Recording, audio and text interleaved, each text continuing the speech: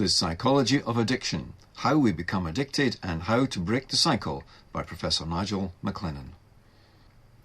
What causes addiction? Why do some people become addicted and yet others with the same experience do not?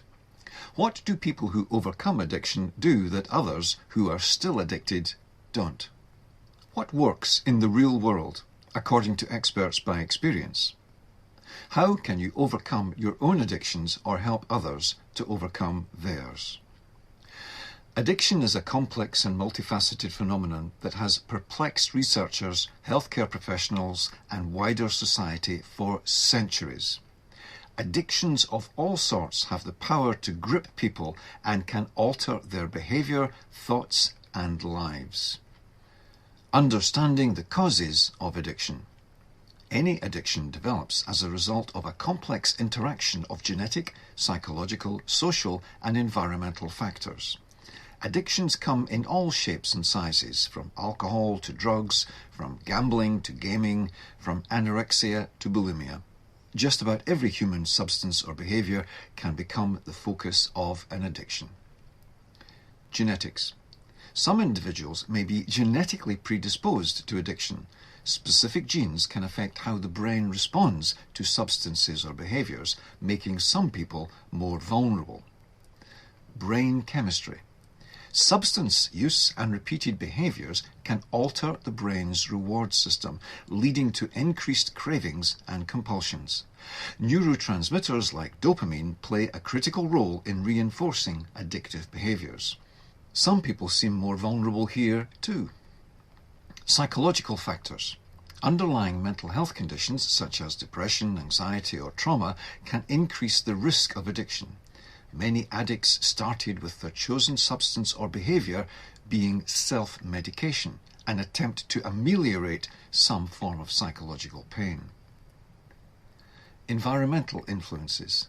Exposure to addictive substances or behaviors can significantly impact addiction risk. This includes a family history of addiction, peer pressure, and societal norms. Children who grow up where addictive substances are within easy reach are more likely to become addicted. Role models too play a part. Children who see adults solving their problems by way of addictive substances are more likely to be addicts, although some see the negative role modeling and learn to avoid any such behavior. Neuroplasticity.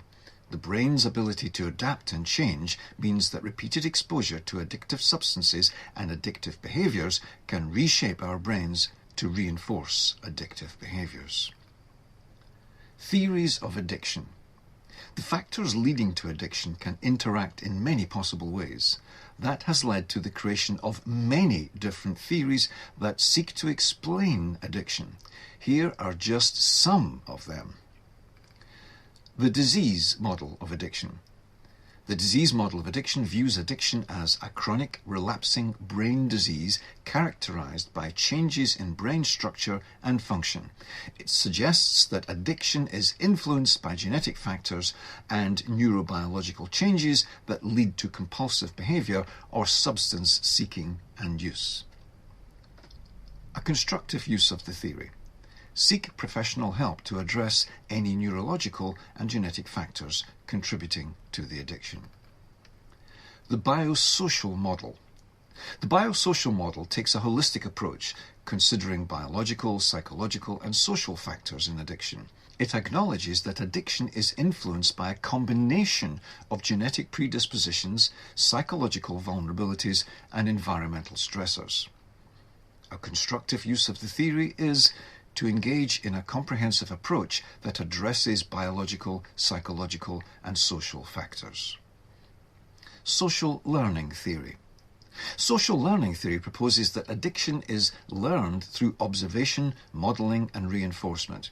People may develop addiction by observing the behavior of others, especially if they perceive positive outcomes from the behavior or substance abuse.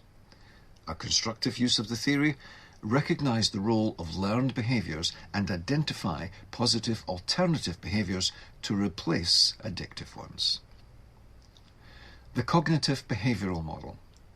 The cognitive behavioral model focuses on the role of cognitive processes and behavior in addiction. It suggests that individuals with addiction have distorted thought patterns and maladaptive behaviors which contribute to their behavior or substance use and maintain their addiction. A constructive use of the theory: challenge, reframe and replace disempowering thought patterns and develop healthier, empowering coping strategies. The psychodynamic model. The psychodynamic model suggests that addictive behavior is a result of, or a means of dealing with, unconscious conflicts and unresolved issues. Since the unconscious is almost completely inaccessible to us, this theory is more philosophical than scientific. A constructive use of the theory: engage in self-reflection and introspection or psychotherapy to explore and address unconscious conflicts and unresolved issues that may be driving addictive behaviours. The socio-cultural model. The socio-cultural model suggests that behaviour, addictions or substance use are often shaped by social values, group norms, peer pressure and cultural factors. A constructive use of the theory: consider the cultural and societal influences on addiction and obtain support from groups or therapists who understand these influences. The reinforcement model. The reinforcement model suggests that individuals become addicted because they experience pleasure or relief, reinforcement, from the addictive behaviour or used substances. A constructive use of the theory: identify and develop alternative sources of pleasure, satisfaction and stress relief that do not involve addictive substances or behaviours. The impulse control models.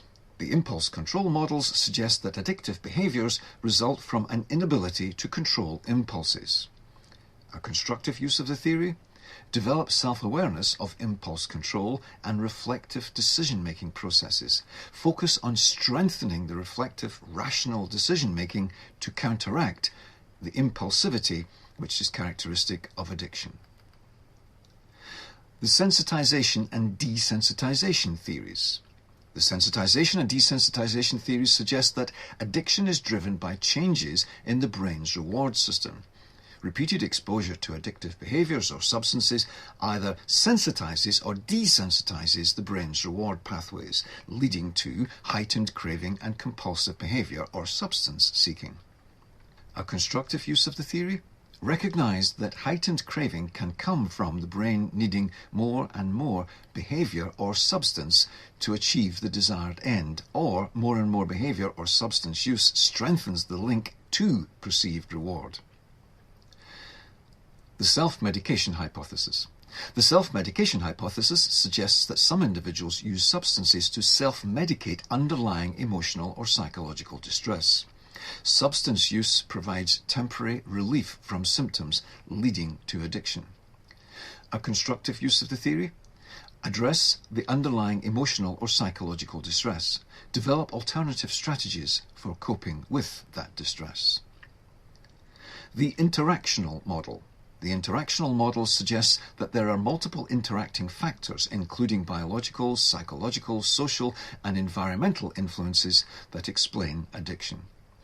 A constructive use of the theory: explore and address the role of the interacting factors. The cycle of change model. The cycle of change model describes the stages of behavioural change in addiction: pre-contemplation, contemplation, preparation, action, maintenance, and relapse. A constructive use of the theory: recognise the stages of change and where one is in the cycle and obtain the help appropriate to the current stage in the cycle. The hedonic dysregulation model emphasises that addiction involves the dysregulation of the brain's reward system, leading to a preference for addictive substances or behaviours over natural rewards such as activity, achievement, or social interaction. A constructive use of the theory: focus on obtaining rewards and enjoyment from non-addictive substances. Expectancy theory. Expectancy theory suggests that people's positive beliefs and expectations about the effects of an addictive behaviour or substance can contribute to their addiction. A constructive use of the theory: Challenge and modify the positive expectations about the addictive behaviour or substance.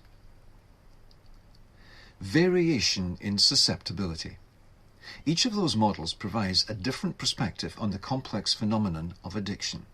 With so many models, it may be clear that no single model so far has captured its complexity. One model may apply to one person and not to another. As if that wasn't complicated enough, there is even more variation in who is vulnerable to addiction and why. Not everyone exposed to addictive substances or behaviours becomes addicted. Some people are more vulnerable for the following reasons. Biological factors. Genetic predispositions can make some people more sensitive to the effects of addictive substances and behaviours, making them more likely to develop an addiction. Psychological factors. People with certain dispositions, such as impulsivity or sensation-seeking, may be at higher risk of addiction. Those with underlying mental health conditions are also more vulnerable. Environmental factors. Exposure to environments where substances are readily available or where substance use is normalized can increase the likelihood of addiction. Lack of social support. Weak social networks and unsupportive relationships can increase the risk of addiction. The recovery process. Anyone who has recovered from addiction will tell you how tough that road is. What are the common success factors that distinguish those who overcome addiction from those who remain in its grip? Acknowledgement. The first step to recovery is recognizing the addiction and its impact on one's life. That moment of self-insight and self-awareness seems to be necessary for the person to seek help. The decision. Almost everyone who has recovered from addiction makes a decision to change. Often that moment is associated with, as many describe it, rock bottom. They find themselves in a situation of such self-revulsion that they decide to change. Commitment to self-healing. Some people are able to go cold turkey. That is, they simply stop. Professional assistance. Other people can recover with professional help, which may include therapy, medication, or rehabilitation programs. Understanding. Some people need to understand what is behind their addiction to be able to recover their health. Others find the reasons for their self-medication too painful to deal with and remove the addiction first, and then, once successful, address the underlying causes to prevent a relapse. Removing triggers. Almost all addicts have triggers that start their addictive rituals. Identifying and removing those triggers is common to most successful recoveries. That may mean it is necessary to create a new group of friends and never revisit previous haunts. Support system. Building a strong support network of friends, family, or support groups can be instrumental in recovery. It helps to be with people who provide encouragement, accountability, and understanding. Coping mechanisms. Learning healthier ways to cope with stress, emotions, and triggers is crucial. That includes developing skills to manage cravings and avoid a relapse. Lifestyle changes. Adopting a healthier lifestyle, including regular exercise, balanced nutrition, and adequate sleep, can make recovery much more likely. Reinforcing the new. People who reward themselves in ways that reinforce their new behaviours are more likely to recover. For instance, a person who successfully recovered from a food addiction may buy themselves clothing which now fits their slimmer body. Overcoming addiction and helping others. Whether you're struggling with addiction or want to help someone on their journey to recovery, here's how real-world experts, by experience, have overcome their addictions. For people seeking recovery, seek professional help. Reach out to healthcare professionals who specialise in addiction treatment. Build a support system. Surround yourself with supportive friends and family members. Consider joining support groups like Alcoholics Anonymous or Narcotics Anonymous or other mutual support groups that are run for and by experts by experience. Develop coping strategies. Work with a therapist to develop healthy coping mechanisms for stress, triggers, and cravings. Set realistic goals. Set achievable milestones in your recovery journey. Celebrate your successes, no matter how small. Stay committed. Recovery is a lifelong process. Stay committed to your addiction-free life and seek help when you face setbacks. For people supporting recovery, educate yourself. Learn about addiction, its effects, and available help options to enable you to provide informed support. Listen without expressing judgment. Create a safe space for open, honest communication. Avoid expressing criticism or judgment. It can hinder progress. Be patient. Recovery can be a long and challenging journey. Seek to understand the person and their coping strategies and challenges. Encourage professional help. Encourage seeking professional help and provide assistance in finding suitable resources. Help by checking out the success figures for any prospective professional. If they can't or won't provide verifiable figures or a no-win, no-fee arrangement, you may be looking at a charlatan. Participate in the journey of the person you are helping to recover. Attend support group meetings or therapy sessions with your loved one to show your support in practical ways. Merely saying that you are supportive is not enough. The psychology of addiction is a complex field where the experts by experience seem to have the deepest level of real-world understanding. Recovery is possible with the right combination of support, professional help, coping strategies, and above all, commitment. By using the most effective techniques, those proven approaches used by experiential experts, the chances of becoming addiction-free are maximized. In my experience, the biggest single predictor of whether someone will recover from their addiction is if they act on and keep acting on their commitment to be addiction-free.